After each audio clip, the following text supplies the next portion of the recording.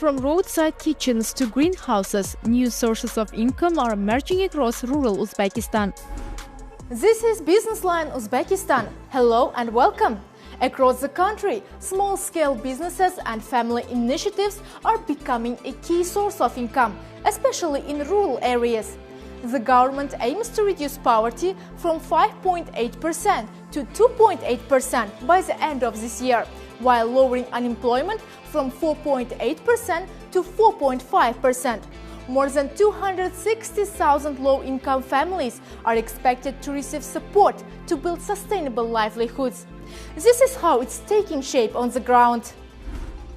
On the road to Pastarg'om district in Samarkand, travelers often stop for pichak, a traditional local dish. What was once just a roadside break is now a growing business opportunity. Fazila Jurayeva has set up yurts where visitors can rest while local residents earn an income. Biza pichak, patir, somsa, kiskonor, chalob tayyorlaymiz. O'shana mahsulotlarni tayyorlash uchun nargi o'tovimizda 20 kishi bo'lsa, bu o'tovda hozirgi kunda 15 kishini ish bilan ta'minlaganmiz.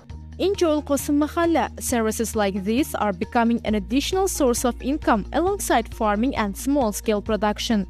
Mahallamizda asosan ixtisoslashuvi birinchi navbatda bu giloschilik hisoblanadi. Ikkinchi driver sifatida beton halqalarni ishlab chiqarishni yo'lga qo'ydik. Yo'l bo'yi xizmat ko'rsatish, ya'ni patirchilik, pichakchilik, 32 ta xonadonda o'zida ham umuman olganda 100 dan ortiq qora bandligi ta'minlangan.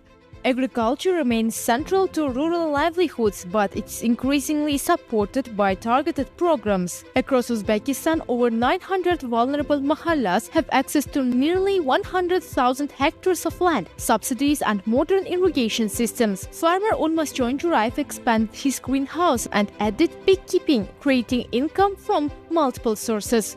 Issiqxonamizda asosan bodring, pomidor, ko'katlar, keyin rezavor ekamiz. Umumiy foydalanadigan maydonimiz 8 sotix bo'lib, shundan 3 sotiqida issiqxonamiz bor. O'zimizning ehtiyojlarimizni ortganini aholiga sotamiz.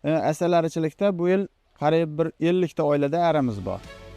In southern region of Surxondaryo, livestock farming continues to play a major role. With strong traditions and steady demand, it supports both household income and local food supply. Kredit olib shu ishni boshlaganmiz. 2 yil davomida shu kreditni to'lab bo'ldik, xudoga shukr. Mana endi sof foydaga chiqib, yana nima ishimiz ketyapti. Go'shtini o'zimizda ichki bozori bor. Keyin haftaga bir res, 2 res Toshkentga yuk chiqarib turamiz.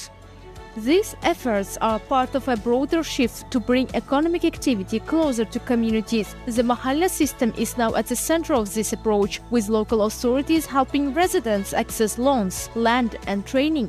Mana shu mahalla 1377 ta xonadon va 5585 ta aholidan iborat. Mahallamiz chorvachilik va dehqonchilikka ixtisoslashgan. Hozirgi kunda mana prezidentimizning tashabbusi bilan 2026-yildan boshlab har bir oila tadbirkor dasturidan chorvachilik bo'yicha 100 milliongacha kredit bera olamiz. By supporting small-scale initiatives at the local level, Uzbekistan is aiming to build more stable and self-sufficient communities.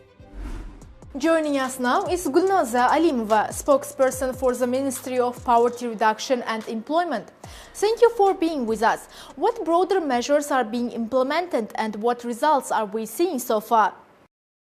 So'nggi 9 yilda O'zbekistonda inson haq-huquqini himoya qilish, munosib ish joyi bilan ta'minlash, daromadini oshirish, turmush sharoitini yaxshilashga qaratilgan ulkan ishlarni amalga oshirdik. Kambag'allikdan farovonlik sari dasturi doirasida o'tgan yili 761 mingta oilaning mavjud imkoniyati va xohish istagidan kelib chiqib, ularni har biriga individual rejalar ishlab chiqildi. Ushbu rejalarga muvofiq 523 mingta kambag'al oilalar daromadini oshirishga qaratilgan xizmatlar bilan qamrab olindi. Jumladan 370 mingga yaqin aholi ishga joylashtirildi. 528 ming nafar aholi tadbirkorlikka jalb qilindi. 54 ming nafari kasb-hunarga o'qitildi. Kambag'al oilalarning tadbirkorlik tashabbuslarini qo'llab-quvvatlash maqsadida o'tgan yili 2.2 trillion so'mlik kredit, 265 milliard so'm suvda va subsidiya mablag'lari ajratildi. Hokim yordamchilari tomonidan mahallalarda 410 mingta mikroloyihalar ishga tushirilib, 840 ming nafar aholi daromadi oshirildi. Thank you for joining us. Well, that's all we have time for this edition. You can get more business news at euronews.com. Thank you for watching.